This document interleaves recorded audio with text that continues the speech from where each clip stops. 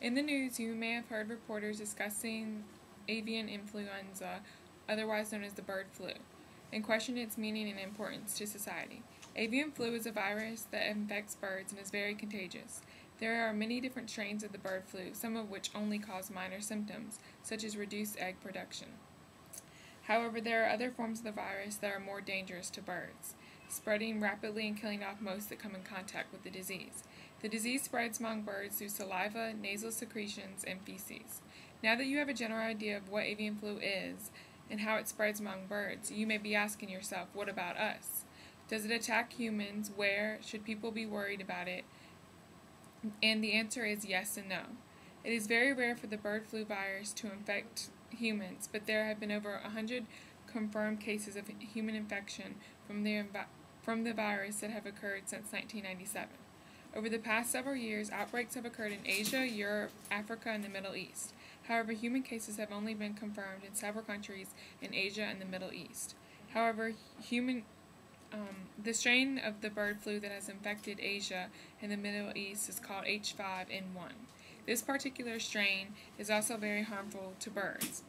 It can't be spread from person to person, and most cases that have infected humans were caused from direct or close contact with infected poultry, such as domesticated chicken, ducks, and turkey, on dirty surfaces contaminated with secretions or excretions from infected birds. This is somewhat controversial, as some scientists say they have documented human-to-human spread of the avian flu virus in Vietnam. Some symptoms of the virus include fever, cough, sore throat, headache, muscle aches, and diarrhea. If you have any of these symptoms, don't jump to conclusions. It very well could just be a cold. People should not be worried about the virus because it is very rare in humans, although experts were concerned that the H5N1 strand could mutate into a form and spread from person to person. Ways of preventing it include practicing good sanitary methods like washing hands with soap and water, not sharing food or eating utensils, not eating undercooked or uncooked poultry, washing kitchen surfaces that have come in contact with raw meat, and avoiding wild birds. In the United States, there have been no human cases of the H5N1 virus.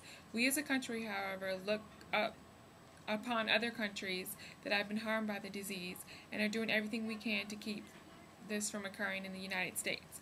The only way the disease will pose a threat to humans in the U.S. is if there is a global outbreak. If such an incident were to occur in the United States, the people that will most likely be affected are those that live and work with poultry. Avian flu could cause a pandemic if large groups of people start showing up with symptoms of the flu in a country that is known to have the virus spreading. This would be a major sign that the disease has mutated in a way that allows it to spread from person to person. It is extremely important that the avian flu disease receives research funding because the virus can become resistant to medications. Doctors have come up with some antiviral medications such as oseltamivir and zanamivir that will help keep the virus from spreading if it becomes contagious. Although there is not a cure for the flu, medications can make symptoms less severe. The Bush administration has been rather proactive in providing funding for the disease. President Bush signed an emergency supplemental budget on May 11, 2005 that allocates $25 million to prevent and control the spread of avian flu in Southeast Asia. This funding has already provided technical assistance to affected countries in Southeast Asia and to the World Health Organization for influenza pandemic in the past year. On November 1st, President Bush announced a national strategy for pandemic influenza and requested emergency funding to begin immediately implementing the strategy, which includes $251 million for international efforts to enhance surveillance and response capabilities to detect and contain outbreaks. In conclusion, there have been no human cases in the United States. We should be careful to continue work on a specific avian flu vaccine. In the meantime, we should all strive to take the influenza vaccine each year. It is prudent that we monitor birds migrating to this country, for example from South America, that might infect our domestic birds and potentially spread it on to humans. Safeguarding the health of poultry workers is especially important.